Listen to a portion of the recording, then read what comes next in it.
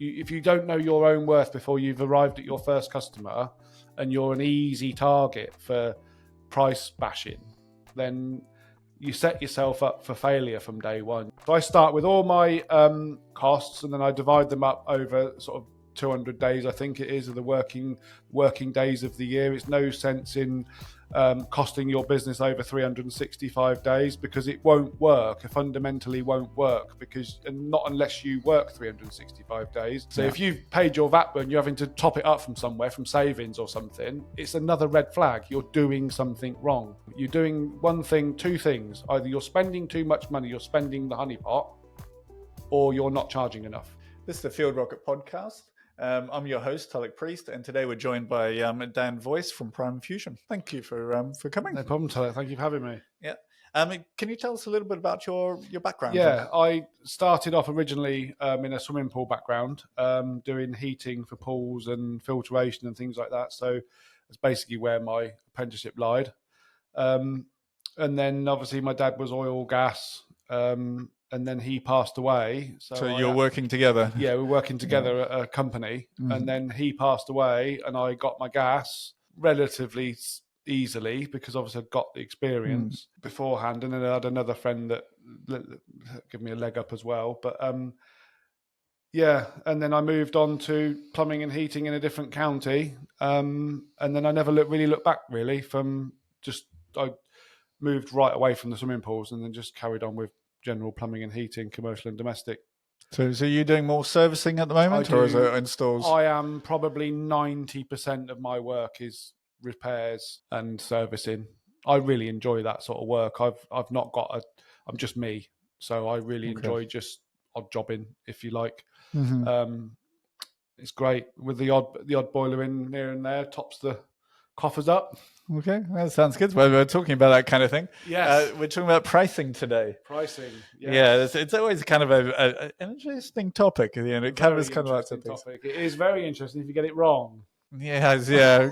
Well, it's quite interesting. Well, it's good, interesting if you get it right as well. Yes, so, incredibly rewarding if you get it right. Yep. How do you do your pricing? My pricing, firstly, I take a look at all my overheads, costs, preempted costs to some degree, which is now based on previous years. You can get a scope on it. So I take all of my costs. Are you doing like insurances, my projected salary that I need or would like? I think firstly, when I first started out, I started off with sort of a ballpark figure that I was probably 10 grand more than I was earning employed, which is a great place to start because you've got to get a benefit, a reward for your work. Because there's a lot more work involved than being employed. Like if you're going to earn the same amount of money, why work in the evening? Why take the risk? No, there's no point. No, you've got to be doubling your salary, if not more. To cover all the covering all your costs that you don't see. The customers don't see. It's all very well them saying, it's not. But anyway, so I start with all my costs, and then I divide them up over sort of 200 days, I think it is, of the working days of the year. It's no sense in costing your business over 365 days because it won't work. It fundamentally won't work and not unless you work 365 days. Well, you will be sick. You will go on holiday. You will have a Sunday off. You'll come and see Tulloch occasionally. You've got to do these things. So costing out over 365 days is a sure, fast way of getting it wrong. Because you're 160 days out, I think, aren't you? Something like that. Yeah. So you've got all of your costs, and then things. You're also including things like planning for, like, putting money aside for a new van, or those cost kind of that things. In. If you're not doing it, cost it in. Okay. Get it costed in early, so that it's there. So when you need to do it because your existing van's fell to bits, or you've had an accident in it, and you do need to do another one, you haven't got to jump your prices up straight away. Sort of try and get your foreseeables in. Okay. And then you divide it by the 200, and then you've got your daily minimum rate. Minimum burn rate, so you know exactly what your business is taking from you, because it will continue to take that money from you, even if you sit at home. Yes.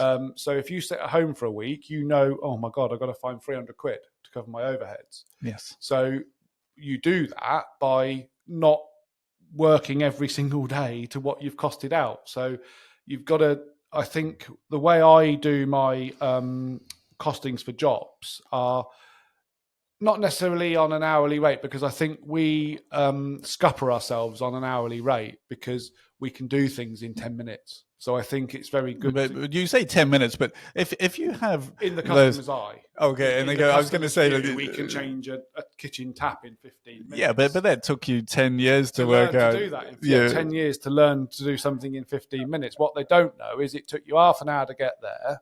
You've got a software package to pay for.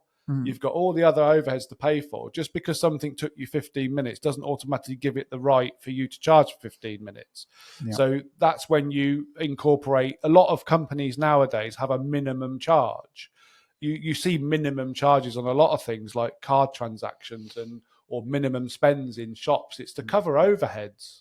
It's not a new phenomenon. We've been doing it for a long time. It's just a lot of us don't notice it. So if you have a minimum charge, you convey that to the customer before you go, and they either take it or leave it. You haven't upset or overcharged anybody if you've informed them before you've gone there.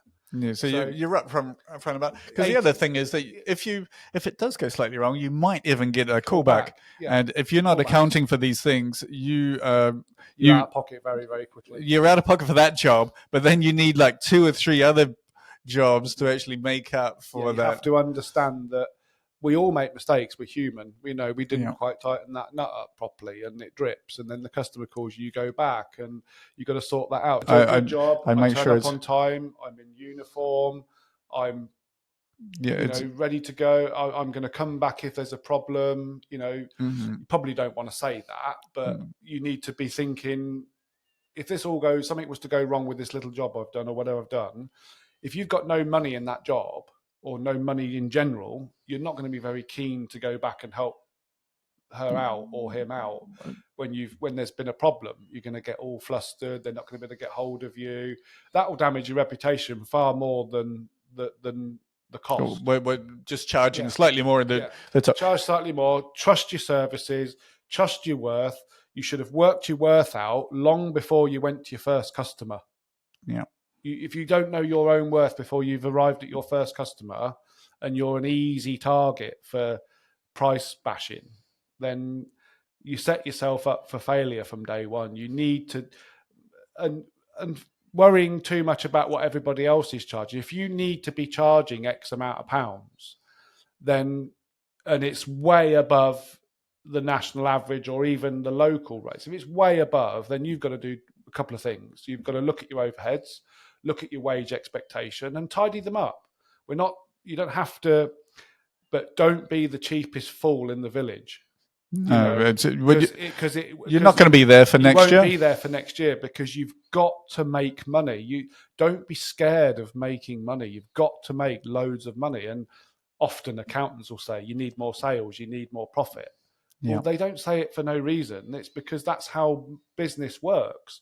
What you've got to do is decipher between what's fair and reasonable against doing a proper, tidy job with a warranty, essentially. And you can't do those things when you're taking chicken feed, when you're charging £20 an hour. And the other thing you've got to remember as well is if it's costing you that much to live that reasonable lifestyle, it's probably costing your competition that as well. Yes, yeah. If it's costing you £300 a week, it's highly likely that your competition's costing that much. So why devalue an area or devalue a particular trade just to get the one-upmanship to try and win that customer? You should be able to win that customer, not solely focused on price. Because if you've done all your homework and you've polished all your processes, you should win on being an absolute awesome engineer who does all the things that the consumers expect of you. Yeah, I think you'll find that some people, that if you were like very different, like if doing a larger project or whatever, and then you were undercharging, and it was so different from the others. That's also dangerous as well, because I think a lot of engineers get into this mindset of, it's price based. You've lost the job because it was price based. Just accept the fact that they might not have liked you. Or some of your processes weren't as polished as they could be. Or maybe they had a quote already and they just they're just want a comparison. Exactly, wanted a comparison quote. You for all you know, you may have not been getting that job from day one. You just don't assume that you're entitled to that job, and don't blame yourself. Don't blame your pricing. As long as you know that you're fair and reasonable and you're going to do a good job and turn up on time and do the job and do it well, you'll not only will you get recommendations, but they will remember that. And you can only do that with good margins and good profit and good sales techniques. Well, you need to be fair to yourself and the customer. Yeah. And if your intention is to be, help the customer, but you also need to, look after yourself. Because if you're not helping the customer by going out of business. No, because or rushing the job because you did it so cheap. Yeah, and cheap jobs. I hate to use the phrase cheap customers, but they do exist, and you just have to navigate around them. But if someone's after a cheap job, then they're not for you, and move on. There's an endless stream of work out there. Don't get scared when the phone doesn't ring. If it's continually not ringing, then we always have. I think we're going through a bit of a dry spell now, actually, of the phone not ringing. I think it's just something going on. I think the government tweaks it and this, that, and the other. But know your worth, work your costs out, work to a good margin. And as you go through your first 5 years, by the time you get to 4 or 5 years, you should have nailed these cost analyses. Out. You should have nailed it. If you haven't figured it out by year 5 and you are still getting to the end of the month and no money, and you're having to work 8 till 4 Monday to Saturday, and you're still struggling, you are doing something fundamentally wrong, and self-employment may not be for you. Yeah. It is a bit more complicated than that, because some people just don't get it. But if you're still not getting it between year 3 and 5, then you've not got those, where we go back to the basics of understanding cost. You should know what your burn rate is, stick to it. So even if you have a really bad day when it all goes wrong, find a way of pulling in a boiler service just to cover your overheads. Yeah. If you know what your overheads, you know what you've got to cover. If you know what your burn rate is, you can say, I'll tell you what, I'll go and do a service up the road, 80 quid. Just to help it along. Help bail yourself out. If you know what your costs are, you can bail yourself out from job to job. But if you're having to continually do that because you're messing jobs up, then you need to look at what's going wrong. Am I taking too much on? Yes. Am I taking and the reason why cheap jobs will go wrong and you feel like you're not getting anywhere is because you're not earning enough money. So you're rushing stuff because you want to be a busy fool. And you're just stressed, and then you're stressed, and you're not going to get return customers. You're not going to get return customers. So cheap will fundamentally cost you in the long run. Well, I think the real key is, like, if you need those return customers. Yes. If you're going to have a long-term business. Yeah. Otherwise, you're just going to be chasing new customers, and it's just not going to end well. You want to get to a point. Ideally, you want to get to a point where you've got a nice, solid customer base. Yeah. And the odd new one comes in from time to time, because natural things, people go elsewhere occasionally. Yeah. You're not available and they find somebody else, but they'll come back. They always come back. I've just for argument's sake, when I came back to your software, your reminders went on. My servicing rate went through the roof because of that. Because I switched you back on, and all the reminders. There you are. I've been trying to find you. So it works. That works. Yeah. So stay on top of that. Stay on top of your margins. Get good pricing in. Learn your worth and stick to your worth. You have to stick to your worth. Yeah. Because if you don't, you end up in the gutter. And then when times do get hard, you're the first to go. Yeah, good. Well, you're already in the good times. You're so close to the line, and it doesn't mean you have to rip people off, because you can't rip somebody off if they've accepted a quote. It's just impossible. Well, I think it's, if you're going in too cheap, you are ripping somebody off. Yeah. You're ripping yourself off and the customer, because you won't be able to do a proper job. Yeah. I don't get how. They often say, don't they? Oh, it doesn't matter whether you charge for it or you do it for free. You should do the same job. But unfortunately, we're led by reward. And if you've got a nice reward, you're going to do a nice job. If there's no reward, you're going to rush it. Well, if the whole job, you're sitting there thinking, well, I've done it. I've done it. I've priced it and spent the whole week just thinking, I don't want to be here. Yeah. I don't want to be here because I know I've made no money because I've beaten that quote. When really I should have stuck to my guns and gone and sat at home and done nothing, because it's cheaper to sit at home and do nothing than go to work for nothing. The opportunity It's twice cost. as expensive to go to work for nothing. Yeah, it is. Yeah. I know it sounds really twisted, but you're better off staying at home for free than going out and helping somebody for free. Because if you don't charge properly, you're helping somebody for free. Yeah. Because there's no reward to your business. This is why you go into business, to make money.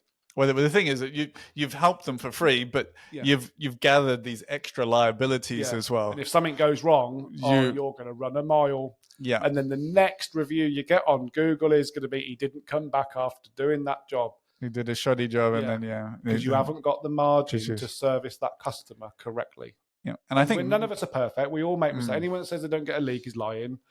Anyone who doesn't make a mistake, it's owning it, going back, saying, look, I'm really sorry, I've messed up on this occasion. Please allow me to fix it. Yeah, and I think mindset-wise, you were so much happier. Yeah, because you know you've done the right job. You can go home and go, I did the right thing. Avoiding them because you know there's no money in it. And there's this mindset of, oh, if I go back, I'm losing money. Well, yeah, you are. But if you charged properly in the first place, you probably wouldn't have been losing as much. So you need to just take the accountability for that. Exactly. It goes back to know your costs, get them honed in. Discipline in knowing you're worth what you're charging. Mm-hmm.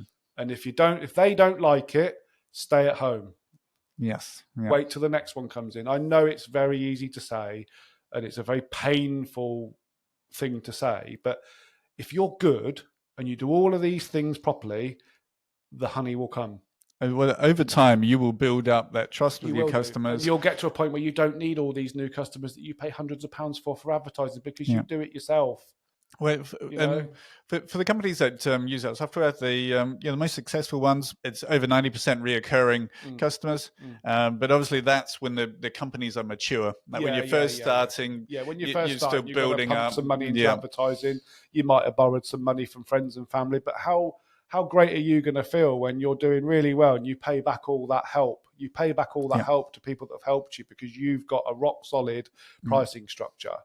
Another great way of pricing small jobs is if you're not very good at pricing big jobs, take all the elements out and go, right, I've got a stack pipe to do. Okay, so that's going to take me 3 hours, right? And they want a radiator and they want a sink. Take the time to each element. Don't look at it all and go, how much is that all going to take me? Take each individual element separately and go, right, that's 2 hours. That radiator swap's going to take me 2 hours because I've got to lift the floor, the carpet, alter the pipe. Well, that's 2.5 hours. Oh, she wants a sink. That's 1.5 hours. So add up all those hours and go, oh, really? That's 1.5 days in hours. Whereas you'd look at it as a bigger job and go, it'll take me a day. Yeah, it's easy to underestimate. And then as soon as you go into the next half a day, you're crying because you wouldn't want to be there. So you're rushing it. You're not putting all the silicone beads around. You're not the sink. The bracket on the sink goes off. Forget it. Throw it in the bin because it's broken. Whereas if you learn to break all the elements, and it comes back to the pricing module, break it all down into elements.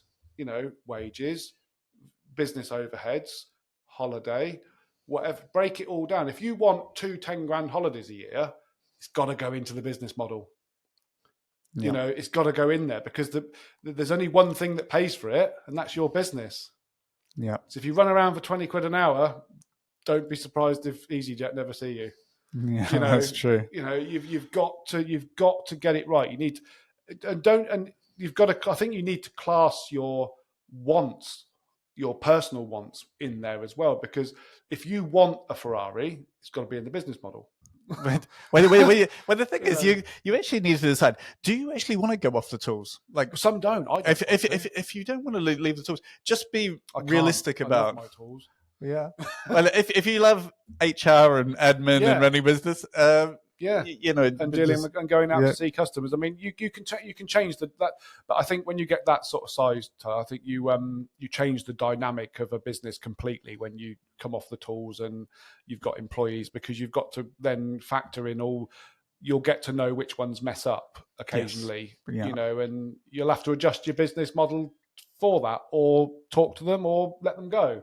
Which is equally as hard. There's some learnings around there. Yeah, but it can all be done. But we say the same thing again. You've got to get it costed out right. If you don't know your numbers, you haven't got a business. that you're not expected to foundation. know them to the nearest penny, but you should be rounding off to the nearest fiver. How regularly do you look at your numbers? I look at my numbers every 3 months because I gauge it on my VAT, because the VAT bills, obviously that comes out the following month or the following 3 weeks time from when you submit it. And if you haven't got that in the bank, again, it proves something, you've done something wrong, because you've had that VAT money in most cases. Yes. So if you've paid your VAT bill and you're having to top it up from somewhere, from savings or something, it's another red flag. You're doing something wrong. You're not charging correctly. If your overheads come in and you're busy 5 days a week, 6 days a week, and you're missing payments, you're missing essential things like suppliers, insurances, VAT, just look at yourself, step back and go, I'm doing it wrong. You're doing one thing, two things. Either you're spending too much money, you're spending the honeypot, or you're not charging enough. So you've got to tweak one or the other. You've got to stop spending the piggy bank and calm it down, not go on so many holidays, or you need to charge more. And I'll guarantee you 9 out of 10 cases you're not charging enough. So it's the biggest difference. It's the biggest difference, because you look at all the revenue that comes into your business. You take the VAT aside, I bet you if you're limited, a good 20 to 30% of that is going to be HMRC costs or variants of it. National insurance, PAYE for yourself. There's a good 30 to 35% of that is not yours, but it sits in your bank all year, and you sit there wondering, what can I spend that on? And then you spend it, and then you panic at the end of the year because it isn't there, because you don't know your core numbers. You can bail yourself out from a short-term problem, but if you keep repeating the same problem, you end up in the same place, penniless, or with a business that goes under. And then you blame everybody else around you when it's all the core fact is you don't know your numbers. But it takes practice. It takes time. The trickiest time we all know is the first 12 to 2 years, 12 months, 24 months. So after that point, you should know your numbers. You should be checking your numbers monthly by then. And another great way I've found to manage your costs is to set up a separate bank account, so that every week you have a standing order go into another pot, because then it's happening. If you know that your outgoings every week are like 500 quid for whatever they are, you pay 500 quid out, and it keeps you in touch. Actual money. What's your money? In touch with what really is going out, because you fixed it. Whereas if you just let the pot build up at the end of 3 months and go, I've got to pay this out, pay that out, you kind of skirt round it, or you miss it. But if you've set up a fixed figure to go from one to the other, and then you pull it back when you need it, it keeps you alive, keeps you honest, keeps you honest with what you're going in. So you're not talking about anything too complex. No, it's not complex. You just need to. I think the thing you need to understand is when money goes into your bank, just remember that it's not all yours. It's not your private piggy bank. It's a business. You need to, and you've got to get it right, because it can be wonderful being self-employed plumber. Everyone knows, bloody plumbers, they earn a fortune. Well, they do if you get it right, and you don't have to hurt anybody on the way. Just get it right from the start. Expectations, price it right, do it right, act fair and reasonably, and you will move forward very, very quickly. And what about friends and family? Right, the friends and family. Yes. Could you just put a boiler in for me? It'll only take you nice 5 minutes. Nice and cheap. No, there's been a lot of stuff floating around, but my theory is that a friend will pay a complete stranger full price, but won't pay their friend a full price for helping them out, do a lovely job. I think bad friend, personally. Because you are going to be supporting that boiler. Exactly. You're going to do the right job properly for them, and they're asking you to do it cheap, but they'll pay a stranger full price.